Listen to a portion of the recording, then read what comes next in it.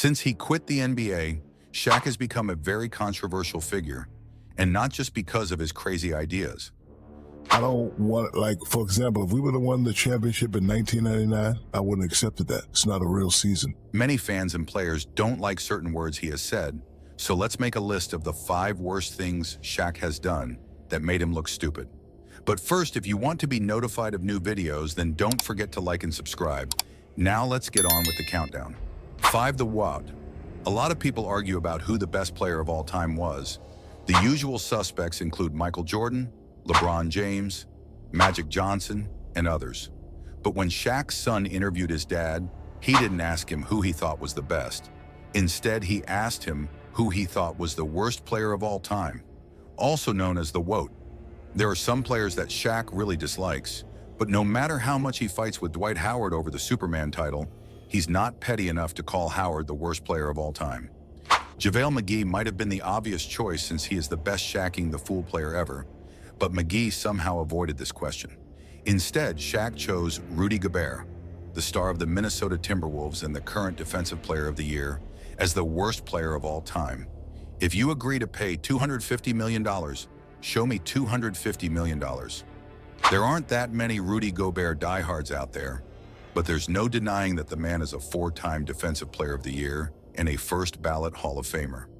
Shaq said of Gobert's lack of effort, "There's a reason why I walk funny, why I can't turn my neck, and why I can't do it because I played for my 120 million. You shouldn't let the fact that he has trouble guarding players like Luka Harden and Steph Curry in the playoffs change how you see him. After all, who can really stop these kinds of players?"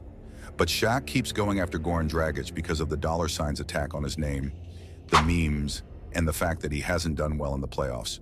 But it looks like Gobert had enough because he replied to Shaq's ridiculous comment, "It's sad to see someone who has accomplished as much as you have, Shaq, in both sports and business, still be upset about another man's money and success." I guess the fun part, but you don't need that stuff to stay current like other people do. This isn't even Shaq's worst take, though. 4. Ant-Man and Linsanity. Shaq is the only one who can really compare Jeremy Lin to Anthony Edwards.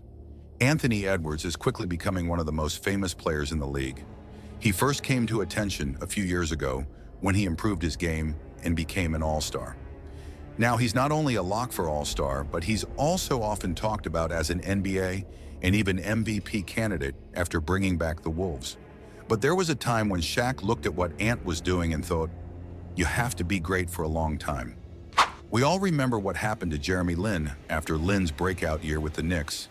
He got hurt a lot and was never quite the same. But the comparison was silly to begin with.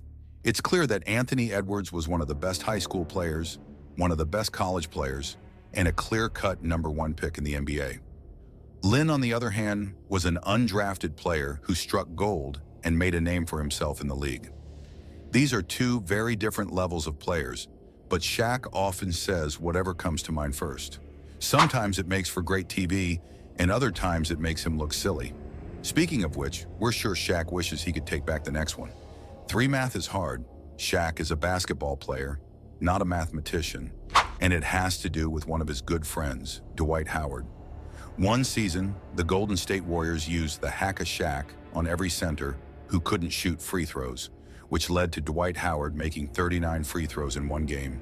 He got the same number of free throws as Shaq for the most in a game. He used this chance to make fun of Dwight's bad shooting. He said things like, "the pot calling the kettle black," while Shaq was arguing with Barkley and Kenny Smith. Ernie looked up the game stats and saw that Shaq had made only 18 of the 39 shots he took. Instead of being ashamed, Shaq boldly said, "At least it's over 50%. He was kind of right, but not quite. 18 made free throws out of 39 shots is 46%, which is just under 50%.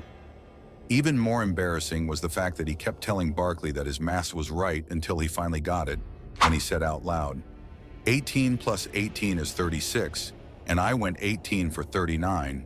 Oh yeah, you're right." Look it up. 18 plus 18 is 36. I know. And I went 18 for 39. Oh yeah, you're right. He did say he was wrong, though. We hope that he does the same thing in the next scenario. 2. Lowering the women's net.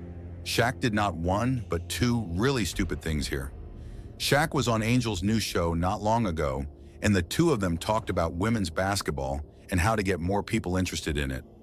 In the past, Shaq has said that the WNBA should lower the rim a bit so that women can dunk like men in the NBA. Listen to me now. You ready? All right. You think if we just lower the rim so y'all could dunk like we dunk, that'll give y'all more oomph than you already have? He brought up the idea again, but Angel wouldn't have it. I like how y'all are starting to get into fashion, bro. A pretty girl dunking on a rim, I could watch that all day, he tells Angel when she says that men aren't interested in women. Donkey says it's not about that. It's about seeing things you're not meant to see. Shaq doesn't seem to care much about how good he is at the game. He seems more interested in how it looks. He later made comments that made Angel feel very uncomfortable. Imagine you and them in the same little ass shorts you wore to the Wild 'N Out show Donkey. You know how many t-shirts you're going to sell, he said. What's worse is that Angel has referred to Shaq as a father figure. He's so genuine. He's been there for me through tough times.